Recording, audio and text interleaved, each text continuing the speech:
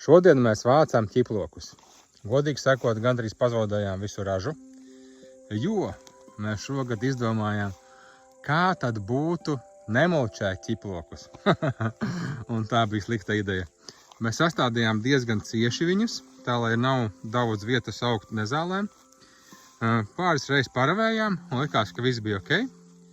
Bet tad uznāca tā lietus sezona, un starp lietus sezonām mēs nepaspējām viņu izravēt.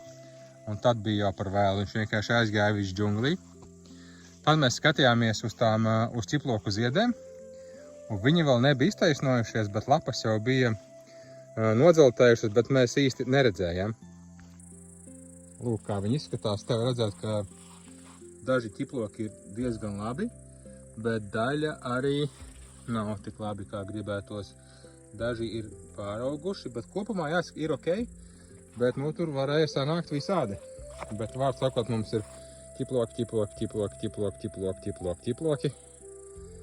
Vēl daudz ķiploki. Un vēl ķiploki. Un tur vēl 3 kastes. Un ievēl roku pēdējos nost ķiplokus. Gājām ar šito lielo dakšu. Nezinu, vai es jau esmu jums rādījis vai ne. Man ir, ka bija kaut kurā no video.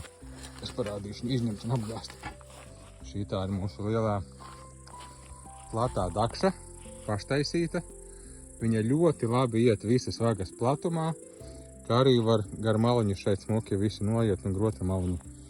Bet jā, tā ka bija problēmas un nākošais mēs to labosim, stādīsim viņu taisnās rindās, jo šogad bija tā, ka bija ļoti intensīvi, bija rindas un vēl starp rindām arī bija sastādīti. Bija ļoti intensīva stādīšana, bet ķiploku arī diezgan daudz sanāca. Tā, ka nākamgad būs vēl labāk. Kāda jums šogad ir ķiploku raža? Starp citu, šie ir super vēlie ķiploki, sena Latvijas šķirne.